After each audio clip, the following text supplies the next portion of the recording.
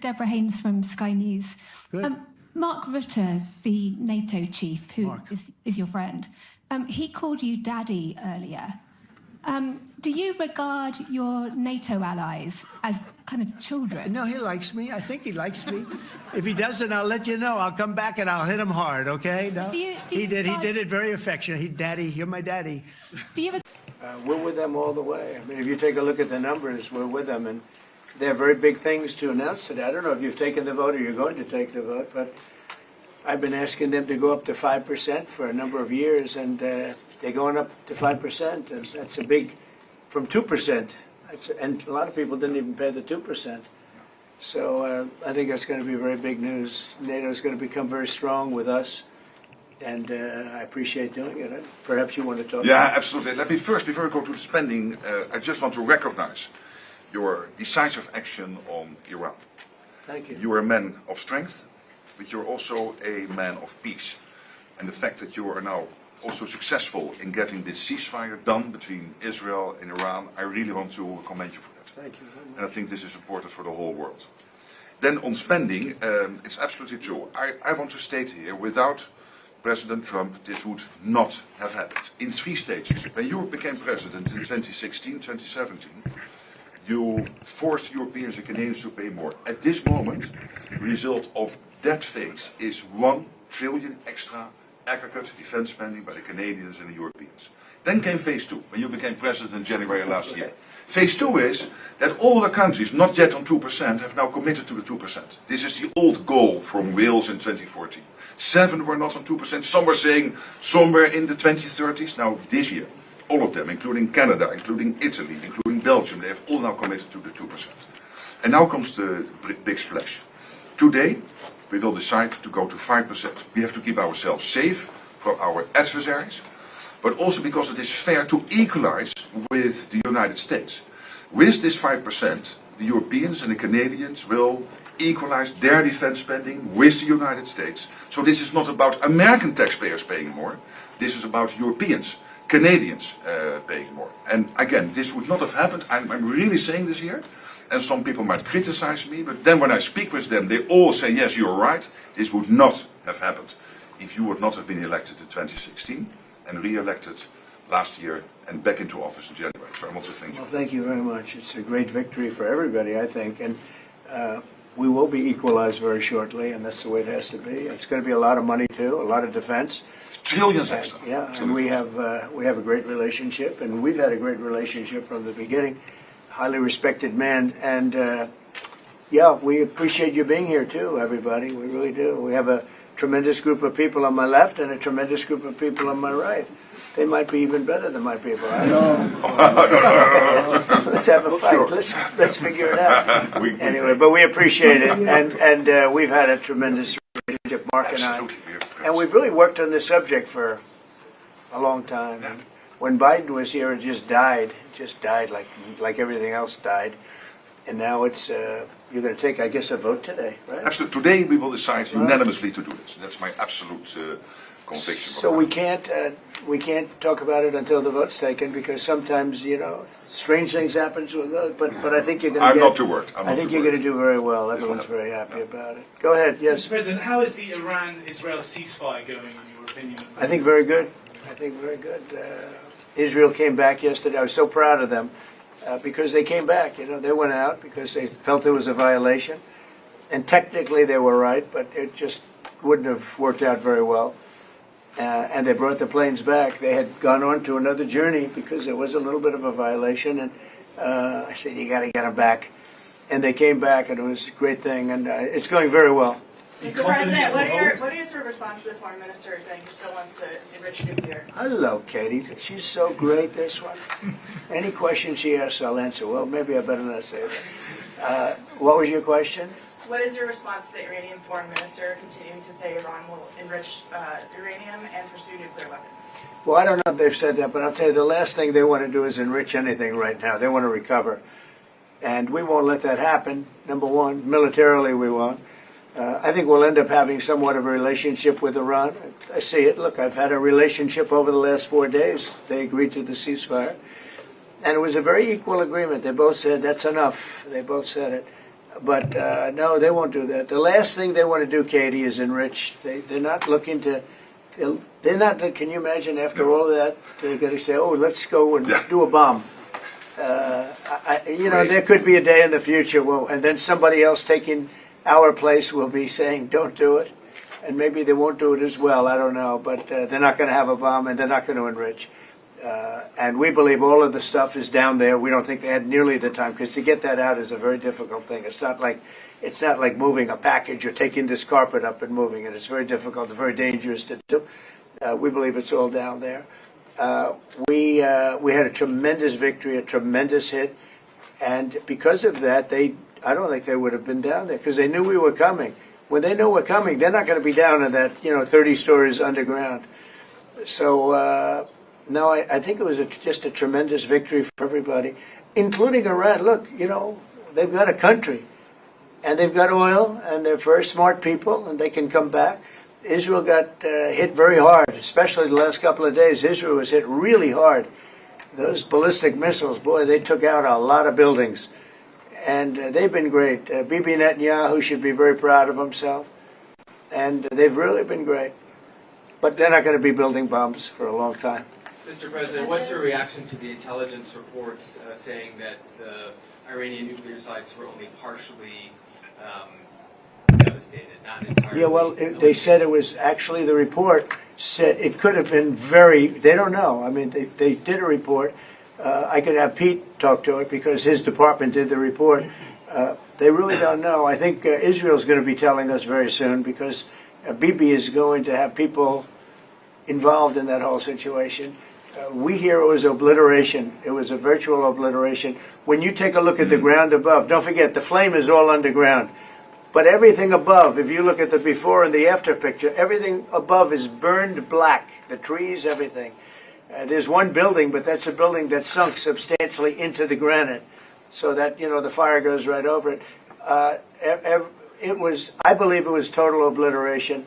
I believe they didn't have a chance to get anything out because we acted fast. If it would have taken 2 weeks, maybe, but it's very hard to remove that kind of material. Very hard and very dangerous for them to remove it. Plus, they knew we were coming. And if they know we're coming, they're not going to be down there. There aren't too many people that are going to be down there. Pete, do you have something to say about that? Well, Mr. President, when you talk to the people who built the bombs, understand what those bombs can do, and deliver those bombs, they landed precisely where they were supposed to, so it was a flawless mission. Flawless. Right down where we knew they needed to enter. And given the 30,000 pounds of explosives and capability of those munitions, it was devastation underneath Fordo. And the amount of munitions, 6 per location, any assessment that tells you it was something otherwise is speculating with other motives. And we know that because when you actually look at the report, by the way, it was a top secret report, it was preliminary. It was low confidence. All right, so this isn't. You make assessments based on what you know. They said it could be very devastating, very serious. Moderate to severe, and we believe far more likely severe and obliterated. So this is a political motive here. Was there a leak investigation? Of course, we're doing a leak investigation with the FBI right now because this information is for internal purposes, battle damage assessments, and CNN and others are trying to spin it to make the president look bad when this was an overwhelming success. We had a tremendous success, and this is the New York Times. I call it the failing New York Times. It's going to hell. And CNN, which, as you know, very few people are watching. And you would think they'd do the opposite. You would think they'd want to say, this was an unbelievable success. And the thing that hurts me is it's really demeaning to the pilots and the people that put that whole thing together, the generals. That was a perfect operation. And when you look at the holes, and this was done from 52,000 feet, there was no moon, there was no light, and those 3 holes are right together. And also, and nobody talks about this, we shot 30 Tomahawks from submarines, in particular one submarine, but that was 400 miles away. Mm-hmm.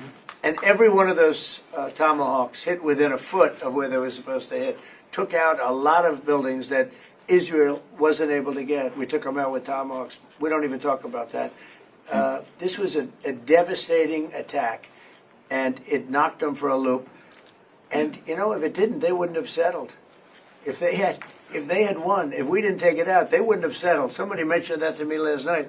If that thing wasn't devastated, they would have never settled. Marco, do you have something to say? No, first of all, on the stuff about the intelligence, this is what a leaker is telling you the intelligence says. That's the game these people play. They read it, and then they go out and characterize it the way they want it characterized, and they're leakers. This is the game they play. So that's number one. Number two, here's a fact. The conversion facility, which you can't do a nuclear weapon without a conversion facility. We can't even find where it is, where it used to be on the map. You can't even find where it used to be because the whole thing is just blackened out. It's gone. It's wiped out. It's wiped out. Then we dropped 12 of the strongest bombs on the planet right down the hole in 2 places. Everything underneath that mountain is in bad shape. And I refer you to the statement of the IAEA, Mr. Grossi. You know what he said? He said there was Iran, the way it looked the day before the attack, and what their nuclear program looks like now. 2 very different things. They are way behind where they were just 7 days ago. Now, anything in the world can be rebuilt, but now we know where it is. And if they try to rebuild it, we'll have options there as well. But all this leaker stuff, these leakers are professional stabbers. That's what they are. They go out and they read this stuff, and then they tell you what it says against the law, but they characterize it for you in a way that's absolutely false. There's no way Iran comes to the table if somehow nothing had happened. This was complete and total obliteration. They're in bad shape. They are way behind today compared to where they were just 7 days ago because of what the president did. Marco, can I just alert you to one other aspect? So the great thing is you took out the nuclear capability of Iran. This was crucial. You did it in a way which is extremely impressive. But the signal sends to the rest of the world that this president, when it comes to it, yes, he is a man of peace, but if necessary, he is willing to use strength, the enormous strength of the American military. So I think that signal to the rest of the world, this is far beyond Iran, is extremely important. So let me also point us to that aspect of what happens. They went down, Iran went down to the site afterwards. They said it's so devastated, and they settled when they saw what we did to it. And frankly, if we didn't do that, they would have had a lot of ammunition to keep going. They wouldn't have settled. Somebody brought that up, and 2 Iranians went down to see it, and they called back, and they said, this place is gone. So it's just fake news by CNN, which has got no ratings. It's a failed network. Anybody here from CNN, by the way? Because you're a really disgraceful network. MSNBC, I think, is actually worse. But they're all pretty bad. But yours is good, Katie, I'll tell you. You know what Marco reminded me that he did such a nice job there? It was 9 years ago I had to debate this guy. He was not easy. I think he even got better. But when you were into your little thing, I said, this is when I had to debate this guy. You think it's easy to debate him? It's not easy. How long do you think that the Iranian nuclear program has been put back by these strikes? Years or totally? I think basically decades, because I don't think they'll ever do it again. I just don't think they're going to do it. I think they're going to take their oil, they're going to have some missiles, and they'll have some defense. I think they've had it. I mean, they just went through hell. I think they've had it. The last thing they want to do is enrich. They've been trying to do it. By the way, it's hard to enrich. And, you know, when you look at a site like that, very, very hard to build. Very, very hard, very expensive. They spent trillions of dollars trying to do this thing, and they didn't come up with it. And we're actually getting along with them very well right now. But had we not succeeded with that hit ended the war. That hit ended the war. I don't want to use an example of Hiroshima. I don't want to use an example of Nagasaki. But that was essentially the same thing. That ended that war. This ended that with the war. If we didn't take that out, they'd be fighting right now. Mr. President? Yeah. If the Iranians do rebuild, would the United States... If they rebuild? Would the United States strike again? And I have also a question about Russia. But I'm not going to have to worry about that. It's gone for years. Very tough to rebuild because the whole thing has collapsed. In other words, inside, it's all collapsed. Nobody can get in to see it because it's collapsed. You can't go in to see a room that has, 10 million tons of rock in it. And the tunnels are totally collapsed. But if they rebuild? Well, they've already looked at the tunnels. This was an unbelievable hit by genius pilots and genius people in the military, and they're not being given credit for it because we have scum that's in this group, and not all of you are. You have some great reporters, but you have scum. CNN is scum. MSDNC is scum. The New York Times is scum. They're bad people. They're sick. And what they've done is they're trying to make this unbelievable victory into something less. Now, even they admit that it was hit very hard, okay? but it wasn't hit on. It was hit brutally, and it knocked it out. The original word that I use, I guess it got us in trouble because it's a strong word. It was obliteration, and you'll see that, and it's going to come out.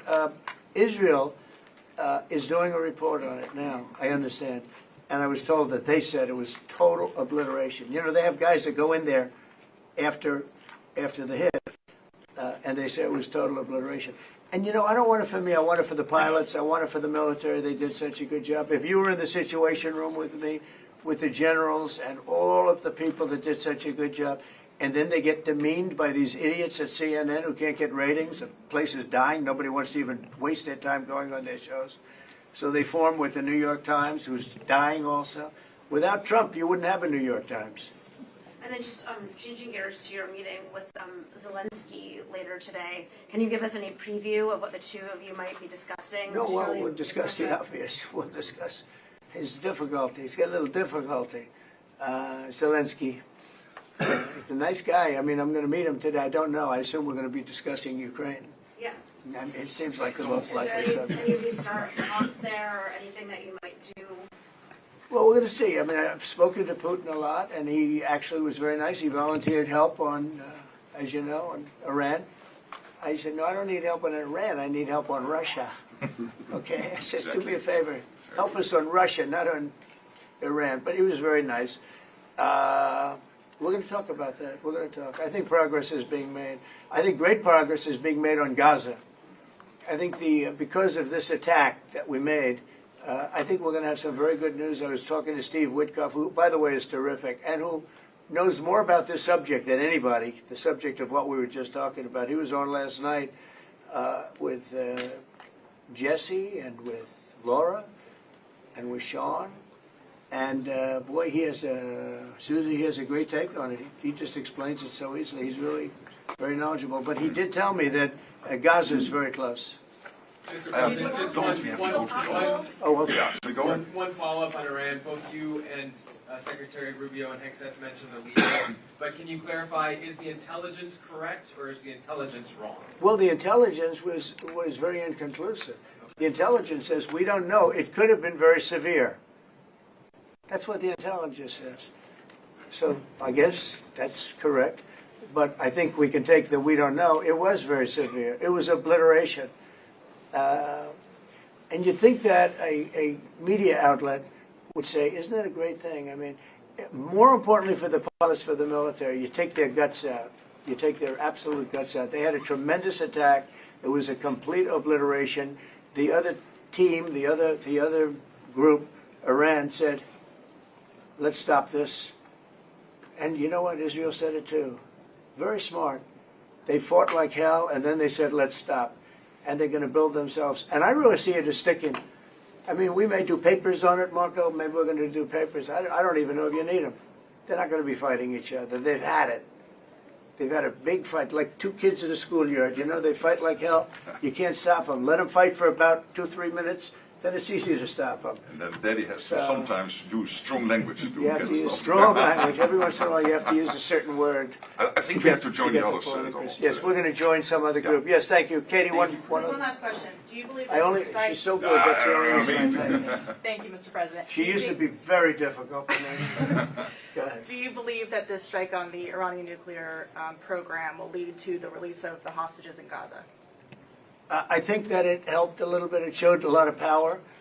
Yeah, I think it helped. But we're going to get separately, even before this, we were very close to making a deal on Gaza. I think this helped, yes. Okay, thank you, Katie. Thank you, everybody. Thank you. Thank you. Deborah Haynes from Sky News. Hi. Hello. The language that you have used when talking to Donald Trump has been notable because of its flattery. Today you called him Daddy, and you sent a text message to him that was gushing with praise. Is this the way that you feel you have to act when doing business with the US president, through flattery and praise? Isn't it a bit demeaning, and doesn't it make you look weak? No, I don't think so. I think it's a bit of a question of taste, but I think he's a good friend. And when he is doing stuff which is forcing us to, for example, when it comes to making more investments, I mean, would you ever think that this would be the result of this summit if he would not have been re-elected president? Do you really think that the 7 or 8 countries who said, yeah, somewhere in the 2030s we might meet the 2%, we've now all decided in the last 4 or 5 months to get to 2%? So doesn't he deserve some praise? And when it comes to Iran, the fact that he took this decisive action, very targeted, to make sure that Iran would not be able to get its hands on a nuclear capability, I think he deserves all the praise. All right, let's come to the center section now. I see CNN in the 4th row. Thank you so much. I want to follow up on what you just said about the strikes in Iran, but first, can I ask you on Article 5, do you believe that Article 5 is subject to interpretation? Well, you know, Article 5 is